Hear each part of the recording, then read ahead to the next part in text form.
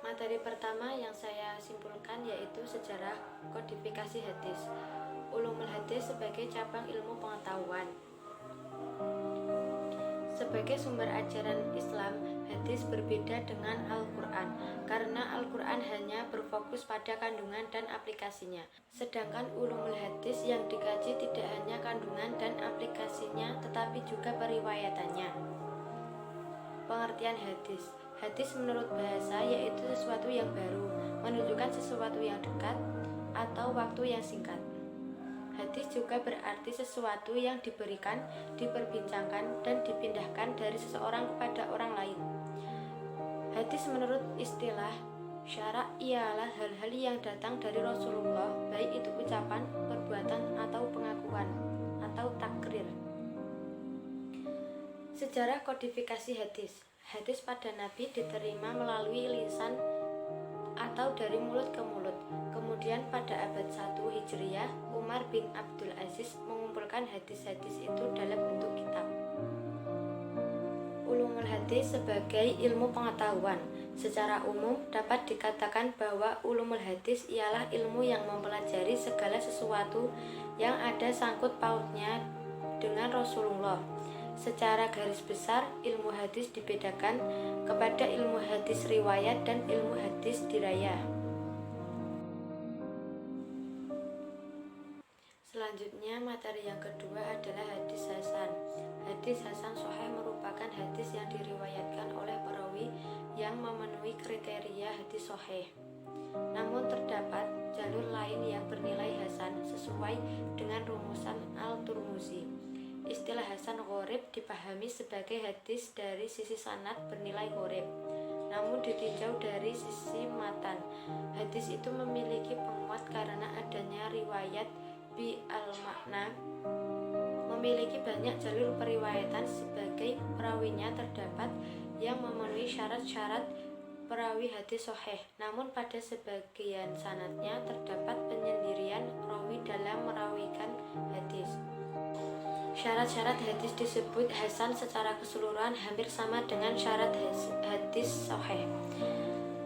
Syarat-syaratnya yaitu: pertama, periwayat sanad bersambung; kedua, diriwayatkan oleh rawi yang adil; ketiga, diriwayatkan oleh rawi yang hafal tetapi tingkat kehafalannya masih di bawah hadis sahih; keempat, tidak bertentangan dengan hadis dengan rawi yang tingkat dipercayaannya lebih tinggi atau Al-Quran; kelima, tidak terdapat cacat. Contoh hadis hasan dalam hadis riwayat At-Tirmizi bab abwadu fadilah jihad, yang berarti telah menceritakan kepada kamu Qutaibah telah menceritakan kepada kamu Ja'far bin Sulaiman dari Abu Imran al-Jauni dari Abu Bakar bin Abi Musa al-Asy'ariyah. Ia berkata, aku mendengar ayahku berkata ketika musuh datang, Rasulullah bersabda, sesungguhnya pintu-pintu surga di bawah bayangan. Kemudian materi yang ketiga yaitu pemahaman hadis di masa kontemporer. Sebelum memasuki materi perkembangan hadis di era kontemporer, kita harus mengetahui terlebih dahulu mengapa dimaknakan era kontemporer. Kontemporer merupakan penisbatan nama untuk suatu zaman perkembangan hadis. Pada periode ini hanya berjalan begitu saja tanpa ada kemajuan dan perkembangan. Pada abad ke-20, beberapa tokoh ulama dari Timur Tengah menyerukan pembaharuan. Mereka menganjurkan agar umat Islam kembali ke Al-Quran dan Sunnah. Di antara mereka adalah Jamaluddin Al-Afghani dan Muhammad Abduh. Pendekatan historis, sosiologis, dan antropologis dalam memahami hadis. Pandangan historis hadis. Pendekatan historis merupakan suatu metode pendekatan dengan melihat dari sudut pandang sejarah. Pandangan sosial. Ulama yang menanyakan dan menggunakan pendekatan sosiologis supaya seseorang yang akan memahami hadis agar terlebih dahulu memperhatikan keadaan masyarakat setempat secara umum. Antropologi.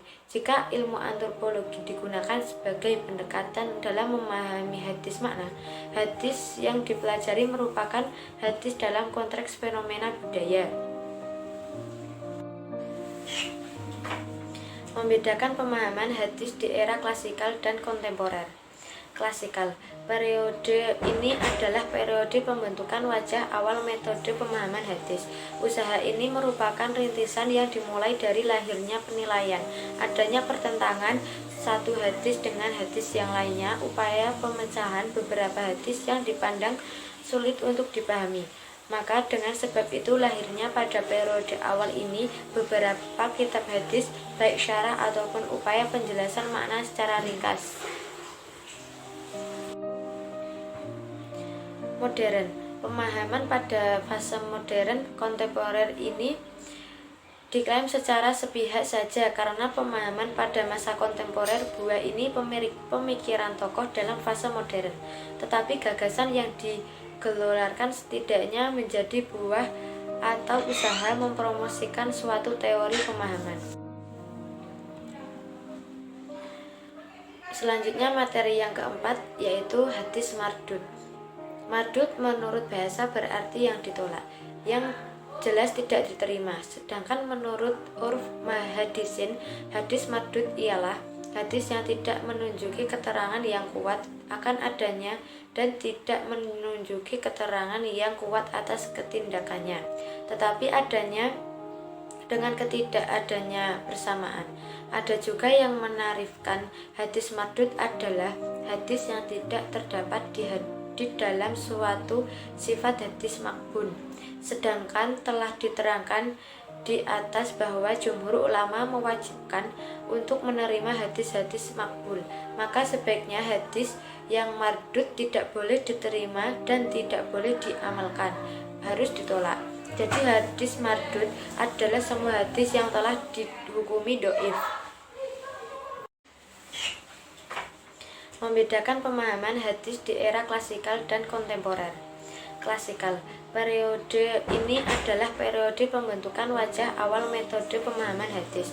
Usaha ini merupakan rintisan yang dimulai dari lahirnya penilaian, adanya pertentangan satu hadis dengan hadis yang lainnya, upaya pemecahan beberapa hadis yang dipandang sulit untuk dipahami. Maka dengan sebab itu lahirnya pada periode awal ini beberapa kitab hadis, baik syarah ataupun upaya penjelasan makna secara ringkas.